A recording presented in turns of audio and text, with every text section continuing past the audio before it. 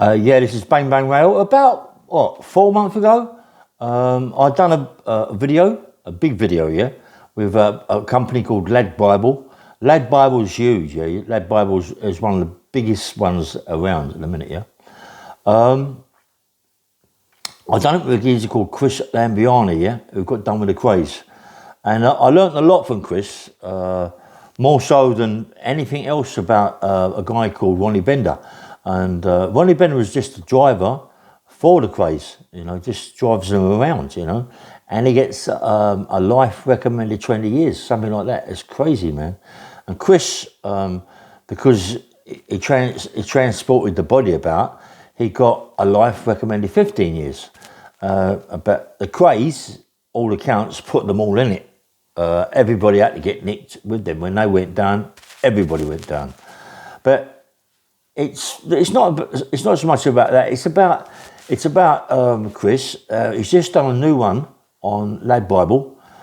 It's really, really good. I see it the other day, and he's got nearly 100,000 views in one day, which is fantastic. Yeah. So do me a favour, get into Ladbible.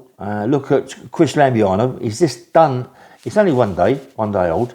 And it's really good. I mean, he speaks good, Chris. And not only does he speak good about his podcast, but he also speaks good about kids' crime, knife crime. He's got Matt Legg, who's also with him on the knife crime. I think he's got Kevin Lane, also with him on the knife crime. He's got who else he got? He's got quite a few people on this knife crime turnout. Yeah. I forget his name. I'm terrible with names, first thing in the morning as well. But I want him to, Terry Ellis. Yeah, Terry Ellis. So Terry Ellis was one of the first ones to do the knife crime. I like Terry. He went on the march. It was a big march yesterday. Terry Ellis is one of the people that went on there. He was right up the front. Yeah, man, everybody's trying about this knife crime. But I don't think it's that easy to stop. Once you start, it's not a racist thing as such, but the government have caused this by letting people come across the channel from all different countries, from all war zone countries, where they think that carrying a knife and a gun is just normal. So when they come over here, they know they mustn't do it, but mustn't do it is not good enough because over there they just do it all the time. So this is what knife crime's about at the minute. It's about stopping these people coming over, but I think it's a bit late now, yeah? I think it's late, it's too late, yeah? And knife crime's going to get worse than get better. You've got these kids. I saw a couple of videos yesterday on Facebook where these kids, I'm on about kids, 14, 15 years of age, being stopped by police and searched by police and got knives about 14 inches long in big sheaths, massive great big knives, yeah. And the young kids, there's a gang of them, you know what I mean? And they got a great big machete knives, but you got no chance with what's going on, And it's only now and again you get the police showing you they are stopping people for one. They're stopping people for one, but there's 1,000 behind them that are not getting caught at all, And it is. Most of them not being racist or black kids. I'm not racist. I go out with a black girl, a big time go out with a black girl. So I'm not racist at all. But what it's really about all this rapper and crap that's going on as well in America and all this, and it's also more so about the people coming over from war zone countries. You're getting like in one of them boats that are coming over, you're getting 30, 40 men. You don't get women come over. It's crazy, and yet they get to the other side, and they're put in a hotel, and next thing you know, they're gone. They're gone. It's crazy that they can be put into a hotel with everything they want: televisions, DVDs, food, everything, mobile phones, cash, everything, and yet our people that are on the roads get nothing. I understand that most people on the pavement, live on the pavement, that really are usually drug addicts, yeah? Because they've got no other life. That's all they've got is drugs to survive being out on the street. But where do they get the money from? You know what I mean? Drugs ain't cheap. So there's got to be something else they're doing to get that money to take drugs, you know, and it's like, it just don't end, you know what I mean? It just don't end. To me personally, I think that, I know people are going to go mad out there, but I think that all foreign nationals that come across the water, right, should be vetted big time. And they should be put into prisons, yeah? Listen, people go, oh, put them into prisons, that's terrible. Listen, put them into prisons, yeah? You've got prisons that are not used. Put them into prisons. Here on the Isle of Wight, you've got Camp Hill. Put them into prisons and vet them. Find out who they are, where they're going, get it all together, get it all proper. Instead of putting them into hotels where they're just walking out witty-nitty, doing what they're doing, you know what I mean, and causing more havoc for the police, for everybody out there. You know, people are more frightened to walk around the streets now because of this.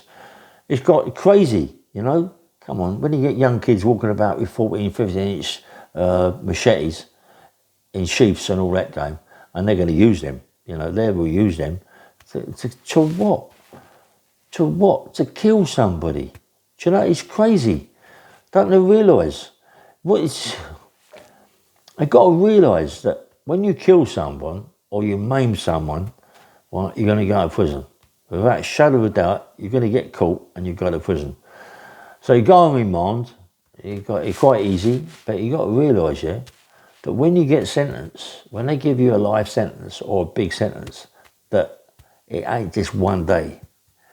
It's a long time. 24/7. You're locked up in a cell. Not locked up in a cell, you're in a prison. You might be running around enjoying yourself, but you're not on the street. You're not on the street. You've got to do 14, 15, maybe 20 years behind bars.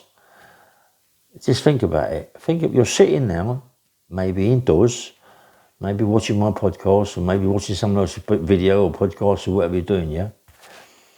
And it's all nice. One day, that's one day. You've got maybe thousands and thousands of them days when you kill someone. You think it's a joke? You think it's a joke? It ain't no joke, mate. There's so much goes on in prison. You're lucky to get out alive. You know what I mean? You're lucky that prison today is a lot easier than what it was 50 years ago. When I went away in prison, right, early on in the 60s, prison was prison. You got nothing. Now they get everything. They get everything now. And, you know, fair play. I mean, if you're in prison and they give you everything, why not? Why not get your DVDs, your television, your PlayStation, your telephone, your carpet, your curtains, your rugs, your kettle, everything, all the food you want. Why not do that? That's, and you're just laying down in the bed all day long, watching your telly, go to the gym, come back. But you've got a life of that.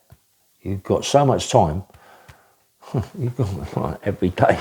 It's the same thing every day for thousands of days. This is what's going to happen. If you go and stab someone, this is what's going to happen. If you go and shoot someone, this is what's going to happen. You'll be in there forever. You ain't going to get out, mate. Because the chances you getting out is nil, right? Because you might even get killed in prison. Because there'll be gangs in there going to do you. And people think, yeah, go in prison. You think prison's easy? Go in there. Go in prison. You know what I mean? You've got gangs in there that are going to really hurt you, mate. You can't go anywhere. Where are you going to go? You can only run on the land and slam your cell door. You've got to come out of that cell. Behave yourself now. Don't knock it on the head. Chuck your knives, chuck your guns. Go to work, do something. Take it from people that have been in there, mate. I've been in there. And it ain't no good because you lose everything. You lose everything. Everything you lose. Listen, Chris Lambrianou, yeah? Ladbible, me and him together. I'm telling my story. he's telling his story. My story's a bit worse than his story, yeah? But I've got stories to frighten the life out of you. In prison. They're fighting you, mate. You know what I mean? They want to kill you in there. If you do something wrong, they're going to try and kill you in there, mate. You're lucky to get out alive, remember that. So, Chris Lambrianou, right, Lambrianou, check his video out. Check his video on Ladbible. You know, I think it's a fantastic thing what he's saying, you know, and I'm really more pleased that he's talking about my mate Ronnie Bender. I mean, I was away with Ronnie Bender in Chelmsford prison. Ronnie Bender, a nice geezer, a nice guy, was just the crazy driver's mate. He was driving them about, and then he gets, is it a life recommended 20 years? Why? Why did he get that, you know what I mean? And why did a lot of them get put away? Because the crazies didn't want to do it all themselves. They wanted to be around their henchmen. You know, they made out the crazies were a lot worse than what they were because of the books and this, that and the other, you know. There's worse people, there's crazy with nothing comparison to what's out there now, yeah. There's families out there now, companies out there now that they wouldn't have stood a chance with. You know, they just took them away and buried them somewhere, yeah. It's different, yeah. It's a lot different today than it was in them days. But they did control the streets. They did control the streets, and it's a lot different today. Gangsterism, villainy, don't control the streets like they used to, yeah. People are running around now. It's got to the stage now where people are too frightened to come out of the house past 8 o'clock at night. They don't come out 8 o'clock. When they go to a club, it's petrified when they go to a club. It's going to kick off in there, people are going to get stabbed. How can you live that life? It's terrible, mate. Anyway, this is Bang Bang Roll, just a little video, really. But please don't forget, look at Chris Lambrianou's video and have a nice time. Just going down the gym. This is what you all should be doing, going down the gym. 72, mate. Bye.